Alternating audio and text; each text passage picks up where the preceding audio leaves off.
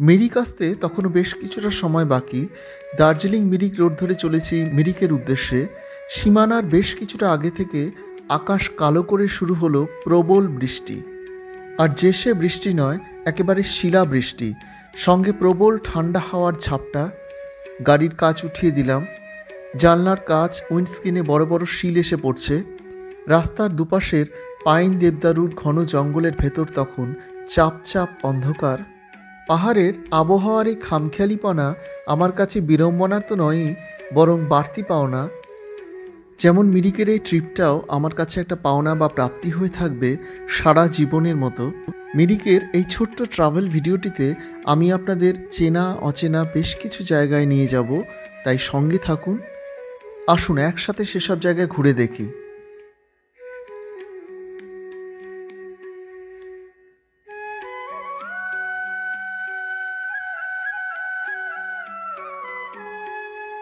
চারপাশ ঘন কুয়াশাচ্ছন্ন মেঘলা, সঙ্গে চলছে একটানা বৃষ্টি। গাড়ির সীমানা এসে পৌঁছানোর সাথে সাথে বৃষ্টির দাপটও যেন কিছুটা বেড়ে গেল। সীমানা এটি একটি ছোট্ট ভিউ পয়েন্ট, যার ওপাশের পাহাড়টাই নেপাল। মাঝখানে অনেক নিচ দিয়ে বয়ে গেছে পাহাড়ি একটি নদী। এখান থেকে মিরিক 20 কিলোমিটার, আর পশুপতি বর্ডার বা পশুপতি মার্কেট মাত্র 6 কিলোমিটার। চলে এলাম পশুপতিতে। এখান থেকে নেপালের পাহাড় একদম হাত বাড়ালেই, আর সেই পাহাড়ের রাস্তাঘাট বাড়িঘর সব কিছু ঢেকে আছে সাদা বরফে। এই দেখুন সেই দৃশ্য। ইচ্ছে করছে না বড় একটা লাফ দিই আর গিয়ে পড়ি সেই বরফের দেশে, কিন্তু সব কিছু ইচ্ছে করলে যে উপায় থাকে না। যাই হোক, সামনে যেটা দেখছি আপাতত সেটাই দেখি। পাহাড়ের ধাপে ধাপে চাষ জমি, সব বরফে সাদা। নেপালের যে পাহাড়টিকে চোখের সামনে দেখছি সেটি নেপালের ইলাম ডিস্ট্রিক্ট। আমরা দাঁড়িয়ে আছি ভারত নেপাল সীমান্তে, যেটি পশুপতি বর্ডার বা পশুপতি নামে পরিচিত। এখানে আছে পশুপতি মার্কেট। গাড়ি ঘোড়া লোকজন, একদম জমজমাট একটা জায়গা। আর বর্ডার সিকিউরিটি ফোর্সের পারমিশন নিয়ে নেপালের বেশ কিছুটা ভেতরেও ঘুরে আসা যায়। অবশ্যই আপনাকে একটা নির্দিষ্ট সময়ের মধ্যে ব্যাক করতে হবে। পশুপতিতে অনেকটা সময় কাটিয়ে আমাদের গাড়ি আবার মিরিকমুখী। মিরিক আসার কিছুটা আগে বৃষ্টিও থেমে গেল। এই উল্টানো গামলার মতো টিলা টিলা যে পাহাড়গুলো, যে চা বাগানগুলো, সেটি গোপালধারা টি এস্টেট। যতবার এই গোপালধারা চা বাগানের মধ্যে দিয়ে গেছি, পাহাড়ের এমন অভিনব স্ট্রাকচারে আর সৌন্দর্যে মুগ্ধ হয়েছি। মিরিকে ঢোকার কিছুটা আগে রাস্তার ধারেই আছে একটি ছোট্ট টি স্টল। এই ছোট্ট টি স্টলটি পর্যটকদের কাছে খুব জনপ্রিয়, যেখান থেকে আপনি উৎকৃষ্ট মানের নানান কোয়ালিটির চা কেনার সাথে সাথে চায়ের নানান সরঞ্জামও কিনতে পারবেন। আর এখানে চা পানের সাথে সাথে অপূর্ব সব পাহাড়ি খাবারের স্বাদ অবশ্যই নেবেন। দেখুন, আপনাদের সাথে কথা বলতে বলতে মিরিক চলে এলো। মিরিকে ঢোকার মুখেই ছোট্ট একটি জলাশয়, আর তাতে খাবার ফেলতেই আশপাশ থেকে ঝাঁকে ঝাঁকে মাছ ছুটে আসে। এই জলাশয় মিরিকের প্রধান আকর্ষণ। সুমিন্দু লেকেরই একটি অংশ। প্রায় 1.25 কিলোমিটার দীর্ঘ এই সুমিন্দু লেককে ঘিরেই গড়ে উঠেছে দোকানপাট, বাড়িঘর, হোটেল, রেস্তোরাঁর এই জমজমাট ছোট্ট শহর মিরিক। লেকের এক প্রান্ত থেকে আরেক প্রান্ত সংযোগকারী এই ব্রিজটির নাম ইন্দ্রাণী পুল। লেকের একপাশে আছে একটি পার্ক। দীর্ঘ এই লেকটি ঘুরে দেখতে হর্স রাইডিংয়ের ব্যবস্থা আছে। যদিও আমরা ঘোড়ায় না চেপে পায়ে হেঁটে লেকটিকে পুরো প্রদক্ষিণ করব বলে স্থির করলাম। এবার এই লেকটিকে পুরো এক চক্কর ঘোরা আর লেকের বিভিন্ন অংশের ছবি দেখানোর সাথে সাথে আপনাদের সাথে মিরিক সম্পর্কিত কয়েকটি জরুরি তথ্য শেয়ার করে নিই। যেমন মিরিক শব্দটি এসছে লেপচা ওয়ার্ড মির ইয়াক থেকে, অর্থাৎ যার মানে দাঁড়ায় the place burned by fire. Siliguri থেকে মিরিক খুব কাছে, প্রায় 47 কিলোমিটারের মতো। সময় লাগবে মাত্র 1.5 থেকে 2 ঘন্টার মতো। শিলিগুড়ি পানিট্যাঙ্কি মোড় থেকে মিরিকে যাওয়ার শেয়ার গাড়ি পাওয়া যায়, তবে সরাসরি রিজার্ভ গাড়ি আপনারা নিউ জলপাইগুড়ি স্টেশন কিংবা পানিট্যাঙ্কি মোড় কিংবা জাংশন যে কোনো জায়গা থেকে পেয়ে যাবেন।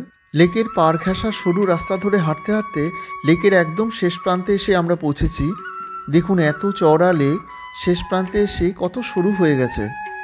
একদম শেষ অংশটি একটি ছোট্ট ব্রিজের সাথে সংযুক্ত, যেটি ধরে লেকের আরেক প্রান্তে যাওয়া যায়। এই অংশটি ভীষণই নিরিবিলি শান্ত, কারণ এখানে পর্যটকরা তেমন একটা আসেই না। সুমিন্দু লেকের মাঝে আছে ছোট্ট একটি দ্বীপ, আর দ্বীপে আছে ছোট একটা মন্দির।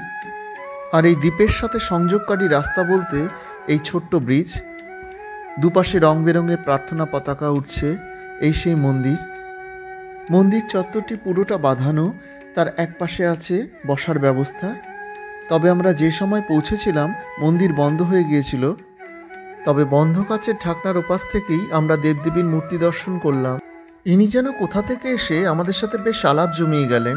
যাই হোক, মন্দির দর্শন করে আবার সে পরিক্রমার পালা।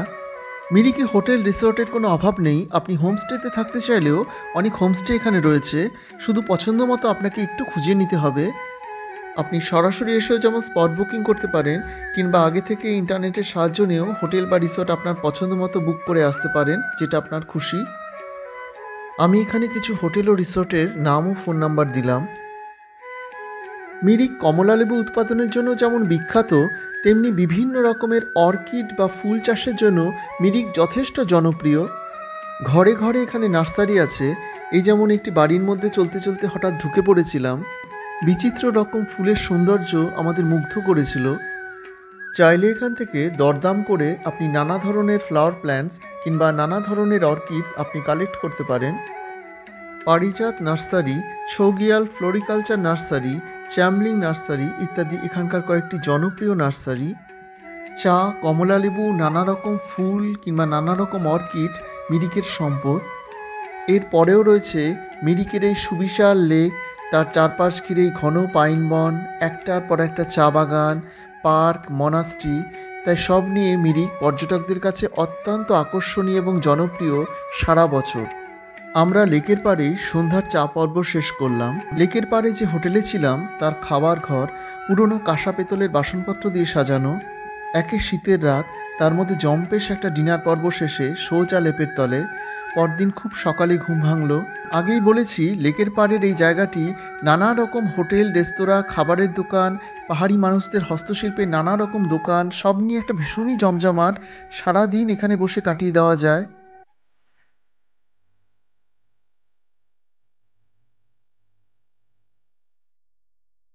এবার চলেছি মিরিক মনাস্ট্রির উদ্দেশ্যে। মিরিক লেক থেকে, যার দূরত্ব প্রায় 1 কিলোমিটার, পাহাড়ের একদম টপেই মনাস্ট্রি। পায়ে হেঁটে পাহাড়ের চড়াই পথ ধরে চলেছি মনাস্ট্রির উদ্দেশ্যে। সেই পাহাড়ের প্রতিটি বাঁক থেকে মিরিক লেক সহ পুরো মিরিক শহরটির একটা দুর্দান্ত ভিউ পাওয়া যায়।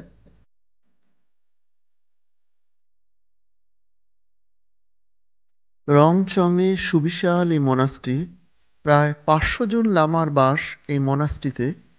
মনাস্ট্রির দেয়ালজোড়া নানান রঙের চিত্রশিল্প, নানান দেবদেবের মূর্তি। মূল মনাস্ট্রির সম্মুখভাগ সুবিশাল সুপ্রশস্ত মনাস্ট্রি চত্বর। মনাস্ট্রি ঘুরে দেখবার সাথে সাথে আপনাদের আরও কয়েকটি কথা জানিয়ে রাখি। যেমন মিরিকের খুব কাছে পিঠে আছে আরও বেশ কিছু আকর্ষণীয় স্পট, যেমন তাবাকুশি। মিরিক থেকে মাত্র 8.5 কিলোমিটার দূরে, সময় লাগে মাত্র 30 মিনিটের মতো। মিরিক থেকে 15 কিলোমিটার দূরে আছে বঙ্কুলুং বলে আরেকটি ছোট্ট গ্রাম। দার্জিলিংয়ের দূরত্ব মিরিক থেকে প্রায় 40 কিলোমিটার, সময় লাগবে প্রায় ঘন্টা দুয়েকের মতো। আর দুধিয়া মিরিক থেকে প্রায় 16 কিলোমিটার, প্রায় 45 থেকে 50 মিনিটের মতো সময় লাগে। তাই মিরিকে 2-4 দিন থেকেও আপনি এই সমস্ত জায়গাগুলো কভার করতে পারেন, কিংবা এইসব জায়গা থেকেও আপনি মিরিককে কভার করতে পারেন। কিন্তু আমি বলবো যে মিরিকে অন্তত 1 রাত থাকুন।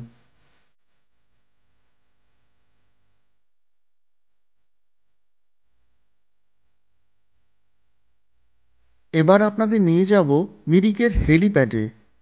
এটি বর্তমানে আর ব্যবহৃত হয় না, তবে 1991 সালে তৎকালীন প্রাক্তন প্রেসিডেন্ট শ্রী ভেঙ্কটরামন এখানে অবতরণ করেছিলেন।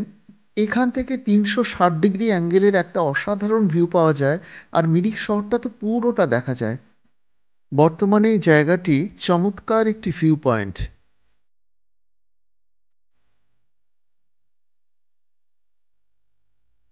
Goodricke tea factory.